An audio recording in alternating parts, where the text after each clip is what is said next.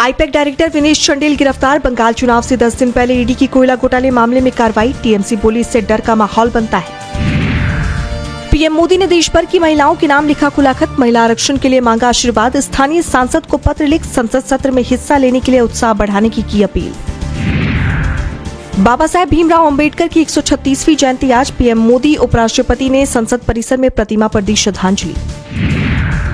कांग्रेस सांसद राहुल गांधी ने बाबा साहब की जयंती पर उन्हें किया याद। कहा, अंबेडकर जी ने पूरे देश को रास्ता दिखाया, संविधान दिया। आज संविधान खतरे में है, हम इसकी रक्षा कर रहे हैं। आज इस्तीफा देंगे बिहार के मुख्यमंत्री नीतीश कुमार। शाम को बीजेपी विधायक दल की बैठक में नए मुख्यमंत्री का होगा चुनाव। 4 बजे बिहार को मिलेगा नया सीएम। पश्चिम बंगाल दौरे पर नेता विपक्ष राहुल गांधी आज बंगाल में 3 जनसभाओं को करेंगे संबोधित। उम्मीदवारों के लिए मांगेंगे वोट। नोएडा में हुए हिंसक प्रदर्शनों में अब तक 300 लोग हुए गिरफ्तार। पुलिस लोगों से कर रही पूछताछ। बीते दिन नोएडा में कई जगहों पर प्राइवेट कंपनी के श्रमिकों ने अपनी मांगों को लेकर किया था प्रदर्शन। पश्चिम बंगाल के कूच बिहार में बीजेपी और टीएमसी कार्यकर्ताओं के बीच हुई झड़प। तनाव के बाद भारी सुरक्षा बल तैनात। बीजेपी और टीएमसी का एक दूसरे पर हिंसा भड़काने का आरोप। आरक्षण का तहे दिल से समर्थन, पर तरीका ठीक नहीं। 95 शहरों में 488 सामाजिक कार्यकर्ताओं की खुली चिट्ठी। व्यापक सलाह मशवरे के लिए बिलों के ड्राफ्ट को सार्वजनिक करने की मांग। चुनाव आयोग ने बंगाल के वोटरों के लिए शुरू की 24x7 हेल्पलाइन और ईमेल सुविधा। कानून व्यवस्था से जुड़ी शिकायतों के लिए उठाया कदम। 4 मई तक जारी रहेंगे सुविधाएं। फिर बातचीत की टेबल पर आएंगे अमेरिका ईरान। 16 अप्रैल से शुरू हो सकता है वार्ता का नया दौर। इस्लामाबाद में हुई वार्ता रही बेनतीजा।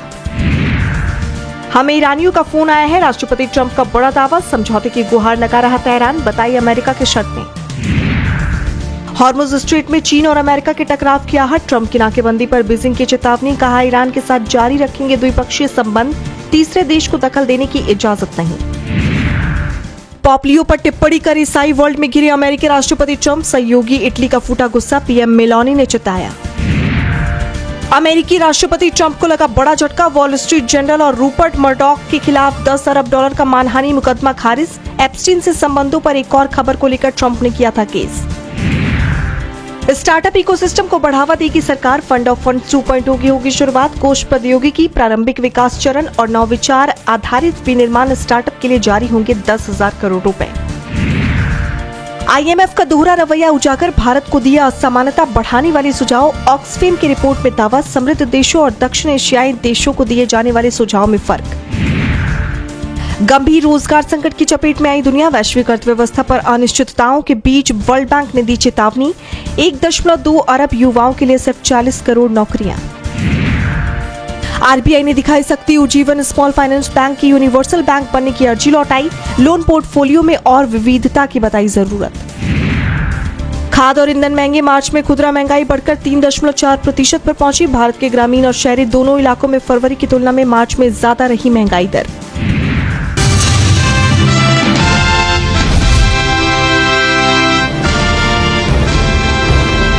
महाराष्ट्र की महायुति सरकार में रोज कुछ न कुछ ऐसा हो रहा है जिससे महायुति सरकार में दरार सामने आ रही है। लगातार शिंदे बनाम बीजेपी की अटकलें जारी है और अब महायुति सरकार में बीजेपी के मंत्री गणेश नाइक की शिंदे के गढ़ ठाणे में एंट्री हो गई है, जिसने सियासत में हलचल तेज कर दी है। दरअसल गणेश नाइक ने शिवसेना प्रमुख एकनाथ शिंदे के गढ़ ठाणे में जनता दरबार लगाने का फैसला किया है।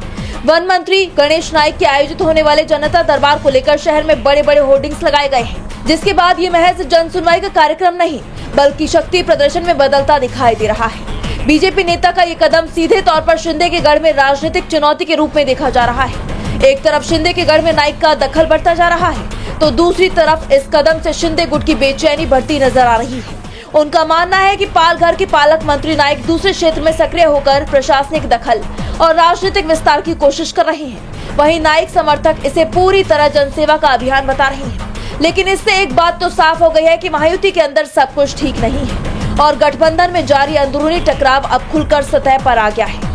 बता दें कि ये कोई पहली बार नहीं है। इससे पहले भी कई बार बीजेपी की तरफ से शिंदे के गढ़ ठाणे में अपने पैर जमाने की कोशिश की गई थी और इस तरह के कदम उठाए गए थे। और अब एक बार फिर बीजेपी के इस कदम ने महायुति में तनाव बढ़ाने का काम किया है। ऐसे में सभी की नजरें एकनाथ शिंदे पर बनी हुई हैं कि अब वो क्या कदम उठाते हैं।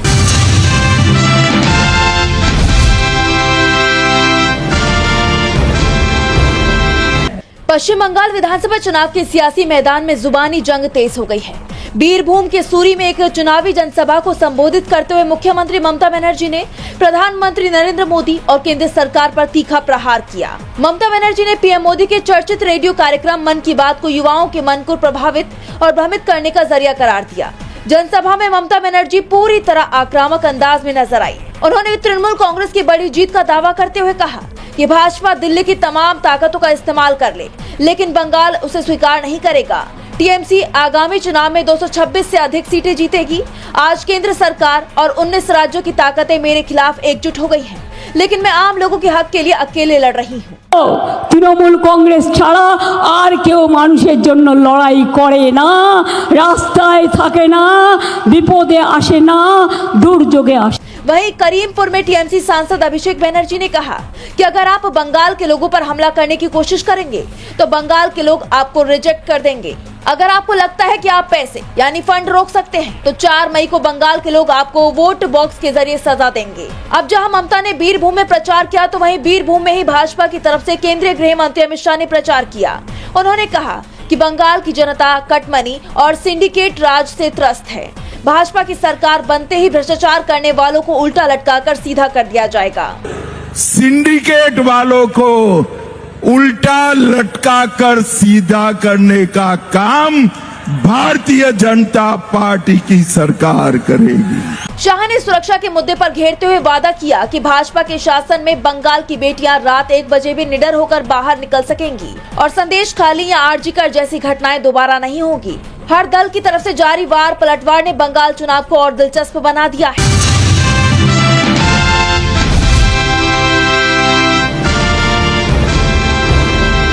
दिल्ली के कथित शराब नीति घोटाले मामले को लेकर बड़ी अपडेट सामने आई है। पूर्व सीएम अरविंद केजरीवाल ने जस्टिस स्वर्ण कांता शर्मा से केस की सुनवाई से खुद को अलग करने की मांग की है और खास बात यह है कि इस मामले में कोर्ट में वो खुद ही अपना पक्ष रखते नजर आए। कोर्ट से इसकी इजाजत लेने के बाद उन्होंने एक तेज तर्रार वकील की तरह अपनी दलीलें रखी और जस्टिस शर्मा की निष्पक्षता पर सवाल उठाए। केजरीवाल ने कहा कि मुझे जज को लेकर मन में आशंकाएं हैं, मुझे पहले से ही दोषी माना जा रहा है। जस्टिस शर्मा के आदेशों में एक पैटर्न दिखता है जिसमें ईडी और सीबीआई के हर तर्क को स्वीकार किया जाता है। 9 मार्च को जब इस केस की सुनवाई हुई तो सीबीआई के अलावा कोई मौजूद नहीं था। दूसरे पक्ष को सुने बिना, किसी का जवाब लिए बिना इस अदालत ने ऑर्डर पास किया कि प्रथम दृष्टया आदेश त्रुटिपूर्ण है। जो आदेश ट्रायल कोर्ट ने पूरा दिन सुनवाई करके दिया था। 40,000 पन्नों के दस्तावेजों को पढ़कर उस आदेश को इस अदालत ने 5 मिनट की सुनवाई के बाद त्रुटिपूर्ण करार दे दिया। केजरीवाल ने कोर्ट में 10 कारण भी बताए कि उन्हें क्यों आशंका है। उन्होंने कई मामलों का जिक्र किया और बताया कि क्यों वो जज की निष्पक्षता पर सवाल उठा रहे हैं। इस दौरान उन्होंने ये भी कहा कि जस्टिस शर्मा ने अखिल भारतीय अधिवक्ता परिषद, जो राष्ट्रीय स्वयंसेवक संघ यानी आरएसएस की कानूनी इकाई है, उसके एक कार्यक्रम में भाग लिया था। केजरीवाल ने लगभग 1.5 घंटे तक कोर्ट में अपना पक्ष रखा। कोर्ट ने भी माना कि उन्होंने अच्छी तरह से बहस की।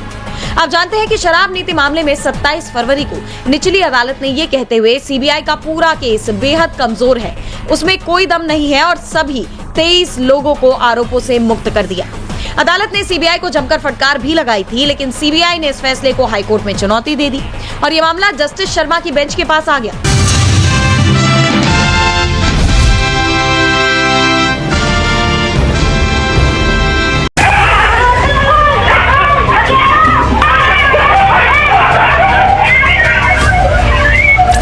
यूपी के हापुड़ से एक दिल दहला देने वाली तस्वीर सामने आई, जहां आवारा कुत्तों का आतंक अब मासूम बच्चे तक पहुंच चुका है। गढ़मुक्तेश्वर के मीरा रेती मोहल्ले में एक 8 साल के बच्चे पर कुत्ते ने ऐसा हमला किया कि वो बुरी तरह घायल हो गया।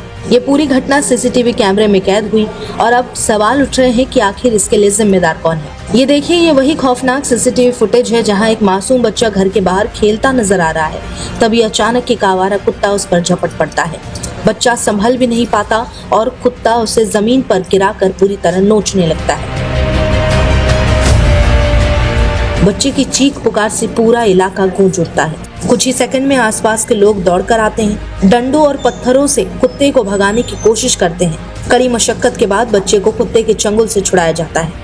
हमले में बच्चा गंभीर रूप से घायल हो गया। उसकी टांग पर गहरे जख्म नजर आ रहे हैं। खून से लथपथ हालत में उसे तुरंत अस्पताल ले जाया गया, जहां फिलहाल उसका इलाज जारी है।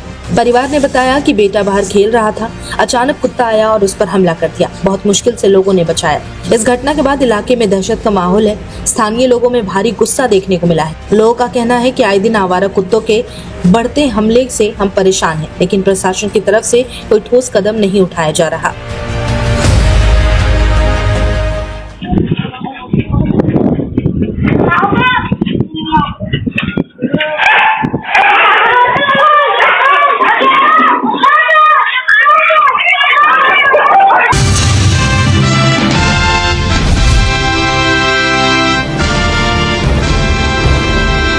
सीज फायर के बाद भी मध्य पूर्व में तनाव कम होने का नाम नहीं ले रहा है। लेबनान में सक्रिय शिया मिलिटेंट और राजनीतिक समूह हिजबुल्लाह ने इजराइल के खिलाफ एक बार फिर ड्रोन, मिसाइल और रॉकेट अटैक से बड़ा जवाब दिया है, जिससे वो लेबनान पर हो रहे हमलों का बदला कह रहा है। इस दौरान अशदोद और तेल अवीव सहित इजराइल के उत्तरी और पश्चिमी क्षेत्रों में भारी सुरक्षा अलर्ट और आम जनता में दहशत फैल गई है। हिजबुल्लाह की ओर से कहा गया है कि उसने एक ही दिन में इजराइल के खिलाफ 40 से 60 हमलों की जिम्मेदारी ली है, जिसमें ड्रोन, लंबी दूरी के मिसाइलें और रॉकेट शामिल हैं। इस हमलों का लक्ष्य मुख्य रूप से गोलान हाइट से लेकर उत्तरी इजराइल तक फैले सैन्य ठिकाने, रडार स्टेशन, संचार केंद्र और सैन्य जमावड़े रहे हैं। ग्रुप का कहना है कि यह ऑपरेशन इजराइल की ओर से लेबनान पर जारी एयर स्ट्राइक और जमीनी हमलों के जवाब में किया गया है। खास तौर पर यह तब बढ़ गया जब इजराइल ने लगातार सीज फायर को तोड़ते हुए लेबनान के दक्षिणी इलाकों में गहरे स्ट्राइक चलाए, जिससे लेबनानी सरकार और स्थानीय आबादी दोनों नाराज दिख रही है।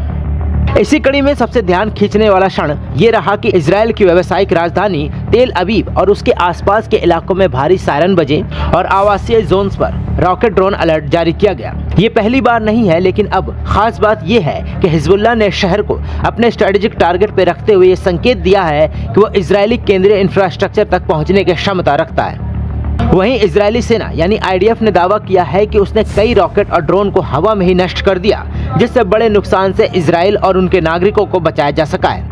ऐसे में ये तनाव चेतावनी देता है कि किसी भी बड़े शहर को अब पूरी तरह से सुरक्षित नहीं माना जा सकता।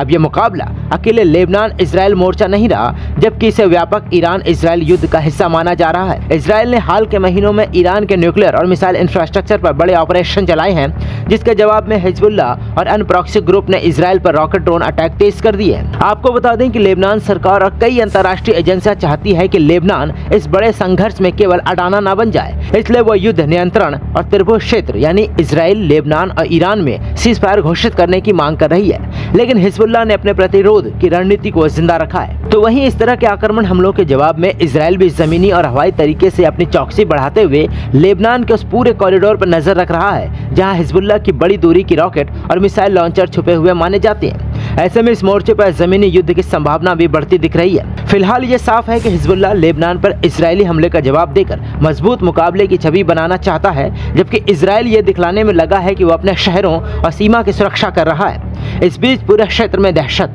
आर्थिक अस्थिरता और राजनीतिक व्यवस्था को फिर से परखने वाला नया युद्ध परिदृश्य बनता जा रहा है, जिससे सीज फायर की बात सिर्फ कागजों तक ही सीमित लगती है। ऐसे में अब देखना है कि इन सब के बीच अमेरिका क्या करता है और क्या ये जंग वापस से शुरू हो जाएगी। आप इन तमाम मामलों पर क्या राय रखते हैं, हमें कमेंट्स में जरूर बताएं।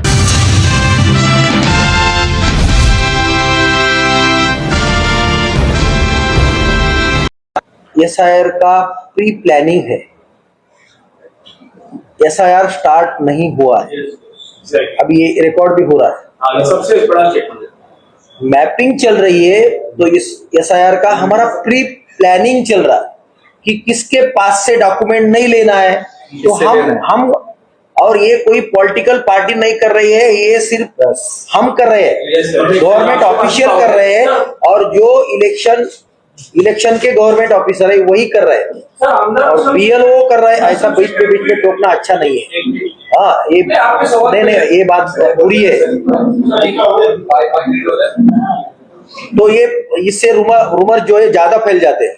पूरा मुझे बात करने दो कि कोई अभी एसआईआर का कार्यक्रम डिक्लेयर नहीं हुआ है, उसके पहले काम कौन सा करना चाहिए, बस उसका प्री प्लानिंग चल रहा है। एसआईआर जब डिक्लेयर होगा, बाय पब्लिकली डिक्लेयर होगा, और वो खुद election commission of Maharashtra declare करेगा, और उस शेड्यूल को हम सब फॉलो करेंगे। तो उसमें कोई दो राय नहीं है। बराबर, एक बात बिल्कुल पक्की हो गई। एसआईआर का कानून की किताब में कोई जिक्र ही नहीं है। जिस प्रक्रिया से एसआईआर हो रही है, ये अपराध है, ये अपराध है, अपराध है, अपराध है। और जो ये करवा रहे हैं उन्हें जेल जाना है, जेल जाना है, जेल जाना है।